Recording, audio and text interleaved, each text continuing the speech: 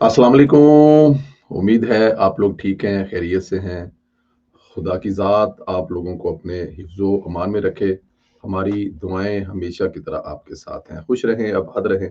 अल्लाह पाक आप लोगों पर इसी तरह अपनी रहमतें बरसाता रहे, वालदैन का साया कायम रहे। गुजारिश जो आपसे की जाती है कि चैनल को सब्सक्राइब करें, बेल आइकन को प्रेस करें और ज़्यादा से ज़्यादा व्हाट्सएप ग्रुपों में इसका लिंक शेयर करें। अपनी राय का इजहार ज़रूर किया करें। आजकल नज़र बद जो है वो चैनल को लगी हुई है, ठीक-ठाक किस्म की। थोड़ी बहुत ही ठीक-ठाक किस्म की। आई डोंट नो कहाँ-कहाँ से, किधर-किधर से ब्लॉक है, ये समझ नहीं आ रही। लेकिन फिर भी हम अपनी पूरी कोशिश करते हैं कि जो मौज़ू हैं उन पर आपसे बात करने के लिए हमेशा हाज़िर हों। तो इसलिए गुज़ारिश ये है कि इसको ज़रा जो झटका है, धक्का है, वो ज़रूर लगाया करें। आज पाकिस्तान भर में, बल्कि पाकिस्तान दुनिया भर समेत पाकिस्तान में, पूरी दुनिया में एक जोशो जज़्बे और कौमी जज़्बे से ये दिन मनाया जा रहा है, यौम तकबीर का। आज का दिन पाकिस्तान की नई ज़िंदगी का दिन भी कहा जा सकता है, क्योंकि जब हम नाकाबिले तस्खीर हुए, तो दुश्मनों की जो बैंड बजी थी, वो मेरे समेत इस जनरेशन के लोगों को अच्छी तरह से पता है। 28 मई 1998 को पाकिस्तान ने भारत के एटमी 5 धमाकों के जवाब में 6 धमाके करके मुल्क को मुल्क का जो दिफा है वो नाकाबिले तस्खीर बनाया था। आज पूरी कौम का सर फख्र से बुलंद है। पहली इस्लामी एटमी ताकत पाकिस्तान का एटमी प्रोग्राम महफूज हाथों में है। एटमी तजर्बात के मुकामत पाकिस्तानी साइंसदानों ने अल्लाह ताला का शुक्र अदा करते हुए नारा अल्लाह अकबर, नारा तकबीर के नारे लगाए। एटमी तजर्बात ने साबित किया कि पाकिस्तान अपनी खुद मुख्तारी पर किसी भी किस्म का कोई समझौता नहीं करता। यौम तकबीर के दुश्मनों के लिए वाज़ेह पैगाम है, पाकिस्तान के खिलाफ जारहियत का मुजाहरा करने वालों का अंजाम अबरतनाक होगा। आज पाकिस्तान 1998 के मुकाबले में ज़्यादा मजबूत और मुस्तहकम है, और आज पाकिस्तान फौज और जमहूरी क़यादत एक प्लेटफॉर्म मुतहद हैं और इंशाअल्लाह ताला रहेंगे। 1998 से अब तक पाकिस्तान इब्दाली, गौरी, शहीन, बाबर, गजनवी, अबाबील, फतह, राहत, बराक और जदीद दीगर बैलिस्टिक मिसाइल, क्रूज मिसाइल्स और ड्रोन्स की कामयाब तजर्बात करके नाकाबिले तस्खीर बना चुका है।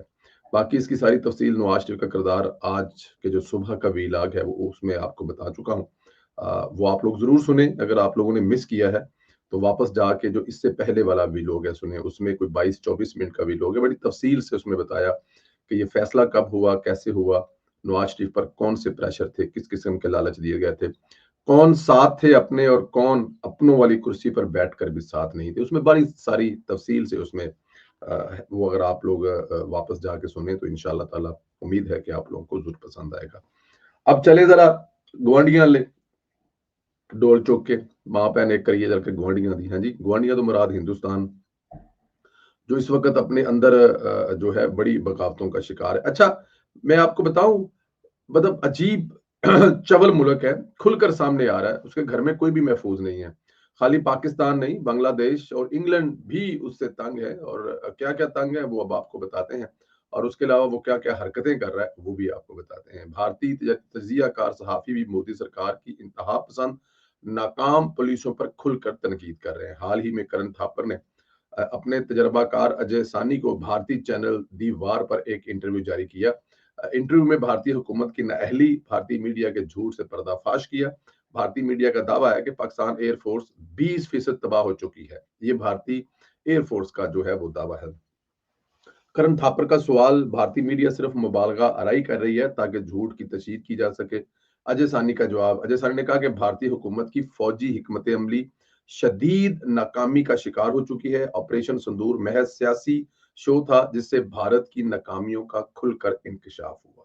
ये छोटी बात नहीं है। ये भारत के अंदर बैठकर भारत के लोग जो हैं अपनी हुकूमत के खिलाफ और अपनी फौज के खिलाफ ये बात करना बड़ा मुश्किल होता है, और वो भी ऐसे वक्त में जब आप हालते जंग में हों। हालते जंग से हम तो निकल चुके हैं, लेकिन वो अभी तक हालते जंग में है। तो अपनी हालते जंग में फौज के खिलाफ ये बात करना कि जो फौज की हिकमत अमली है वो शदीद नाकामी का शिकार हो चुकी है, एक बहुत बड़ी बात है। सवालिया निशान है कि नरेंद्र मोदी ने आखिर ये क्यों किया। इतनी बड़ी फौज, इतनी बड़े बजट वाली फौज का जो हाल पाकिस्तान ने 2-2.5 घंटे में किया वो तो पूरी दुनिया ने देखा। पाकिस्तानी दफाई सलाहियत को कम समझना भारत के लिए महंगा साबित हुआ। भारतीय मीडिया पर अवाम को गुमराह करने वाली रिपोर्ट्स चलाई गई। जंगी हिकमत अमली की समझ बूझ की कमी भारतीय हुकूमत का संगीन मसला है। पाकिस्तान के खिलाफ भारत की नाकाफी हमलावर हिकमत अमली से भारतीय अवाम मुकम्मल मायूस है और हुकूमत की नाकस कारकर्दगी मनसूबाबंदी भारत के लिए सबसे बड़ा खतरा है। भारत के अंदर पाकिस्तान के हक में गवाहियां आनी शुरू हो जाए तो समझ जाए कि पाकिस्तान कामयाब हो चुका है। पाकिस्तान की स्टैब्लिशमेंट, पाकिस्तान की हुकूमत और पाकिस्तान की 26 करोड़ अवाम के लिए ये बहुत बड़ी और फख्र वाली बात है कि हमने भारत को जो दिन में तारे दिखाए हैं उसकी कोई दूसरी मेरे ख्याल में ये एक बहुत बड़ी कामयाबी है। इस कामयाबी को एंजॉय जरूर करना चाहिए, लेकिन साथ साथ चौकन्ना भी रहना चाहिए और अपने नाक, कान, आंख सब खुले रखने चाहिए। सूंघना भी चाहिए, देखना भी चाहिए, सुनना भी चाहिए कि हमारा दुश्मन बहुत मकार है। अच्छा, भारत का माहौल दुश्मन भयानक चेहरा जो है वो भी सामने आया है। भारतीय हुकूमत की मुजरमाना लापरवाही, जहरीले केमिकल से भरा जहाज जो है वो समंदर में डूब गया। अब आबी हयात और अवाम की सलामती जो है इससे खतरे में पड़ेगी, क्योंकि जाहिर है उसमें बड़ा जहरीला किस्म का केमिकल है जो डूबा है। तो उस पे तो अल्लाह पाक रहम करे, क्योंकि आपको पता है कि दुनिया में जितने जानवर, आपको पता है कि दुनिया में जितने जानवर है इससे कई हजार गुना ज्यादा अंदर पानी में जो कि समंदर है उसमें जानवर है, और उनकी खतरात जिंदगी को भारत की लापरवाही की वजह से हैं। 13 इंतहाई खतरनाक केमिकल से भरे कंटेनर समेत 640 कंटेनर से भरा जहाज बहरा अरब में डूब गया है, और 84 ton diesel, 367 ton furnace oil बहरा अरब में, और कोई किसी किस्म का रेस्क्यू प्लान नहीं है। डूब गया है तो डूब गया है। जाहिर है जिनके जिनके वो सामान होगा वो इंश्योर्ड होंगे, वो इंश्योरेंस कंपनियों से क्लेम कर देंगे, लेकिन उससे कितना नुकसान होगा, कितना जहर फैलेगा उस पानी में, इसकी भारत को जरा भी परवाह नहीं है।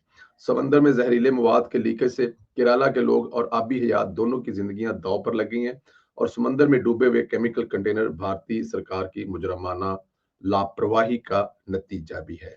भारत में यूरेनियम की चोरी के वाकयात जोहरी तहफ़्फ़ुज़ के प्रोटोकॉल के बारे में बढ़ते हुए खदशात में इजाफा हो चुका है। एटमी ताकत होने के बावजूद भारत मुसलसल हिफाजती कोताहियों का शिकार हो चुका है। भारत में एटमी मवाद की तैयारी, तजर्बात और निगरानी में खामियां नुमायां वाकया है। भारत में एटमी तजर्बात, हादसात और मवाद की चोरी के वाकयात की रिपोर्ट्स मंजर आम पर आई हैं। South Asia strategic stability institute की रिपोर्ट के मुताबिक 1994 से 2001 तक भारत में एटमी मवाद की चोरी के 18 वाकयात रिपोर्ट हुए हैं।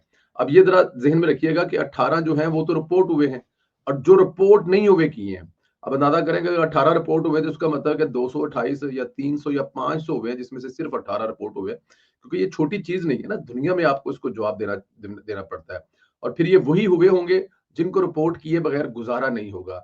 मतलब ऐसे क्राइम होते हैं ना कि थाने वाले टरहा टरू देते हैं, लेकिन कुछ चीजें ऐसी हाईलाइट हो जाती हैं कि उसको आप इग्नोर कर नहीं सकते। तो इसलिए ये जो 18 है ये सिर्फ रिपोर्ट हुए होंगे किसी वजह से। कितने रिपोर्ट नहीं हुए इन सालों में, उसका अंदाजा आप लगा भी नहीं सकते। एटमी मवाद की चोरी के वाकयात में 200 किलोग्राम से जायद मवाद शामिल है। भारतीय पार्लियामेंट रिपोर्ट के मुताबिक 1995 से 98 तक दरमियान 147 हिफाजती हादसा पेश आए। न्यूक्लियर थ्रेट इनिशिएटिव की 2024 की रिपोर्ट के मुताबिक भारत 22 ममालिक में से 20वें नंबर पर है। मतलब कि 22वें तो होना सी, बाकी पता नहीं कितने दो ने जड़े भारत तो भी थले ने, मतलब कि नॉर्मल ये 22 में से 22 पे ही होना था। और एटमी तरसीबात के हवाले के तहफ़्फ़ुज़ के लिहाज से भारत 47 में से 40वें नंबर पे है। अब आप खुद देख लें जरा तहफ़्फ़ुज़, और ये बातें करता है कि पाकिस्तान का जो एटमी प्रोग्राम है वो महफूज हाथों में नहीं है, खुद 47 में से 40वें नंबर पर आता है। न्यूक्लियर थ्रेट रिपोर्ट में भी होने वाले एटमी हादसात से पहले ही मुतला कर चुकी है, और नवंबर 94 में भारत के इलाके दुमियासियात से 2.5 किलोग्राम यूरेनियम स्मगलिंग करने की कोशिश की गई। 1998 में 100 किलोग्राम से जायद यूरेनियम स्मगल करने की कोशिश की गई। जुलाई 98 में तमिलनाडु से 8 किलोग्राम एटमी मवाद, मई 2000 में मुंबई से 8.3 किलोग्राम ताबका यूरेनियम, और अगस्त 2001 में मगरबी बंगाल से 200 किलो एटम तैयार शुदा यूरेनियम भी जो है वो बरामद हुई है। 2018 में कोलकाता में 5 अफराद से 1 किलोग्राम यूरेनियम जो है वो बरामद हुई है। मई 2021 में महाराष्ट्र से 7 किलोग्राम, जून 2021 में झारखंड में 6.4 किलोग्राम यूरेनियम जो है वो बरामद की गई है। 2021 में कोलकाता एयरपोर्ट से 250 ग्राम, एयरपोर्ट पर जहाज में को लेके जा रहा था 250 ग्राम। और जुलाई 2024 में भाभा एटमी तहकीकात मरकज से ताबकारी का जो आला है वो भी चोरी हुआ है। अगस्त 2004 में कैलिफोर्नियम जैसा ताबकार मादा भी कब्जे में लिया गया और खतरनाक ताबकारी मवाद के हवाले से हुकूमती गफलत भारत की गैर संजीदगी को जाहिर करती है। ये वो चीजें हैं जो जो दुनिया का जिस पे ध्यान नहीं था, लेकिन अब इंशाअल्लाह ताला जब से हमने आपका हैक किया पूरा सिस्टम, हमारे पास दुनिया को बताने के लिए बहुत कुछ है। स्लोली स्लोली आहिस्ता आहिस्ता बताते रहेंगे।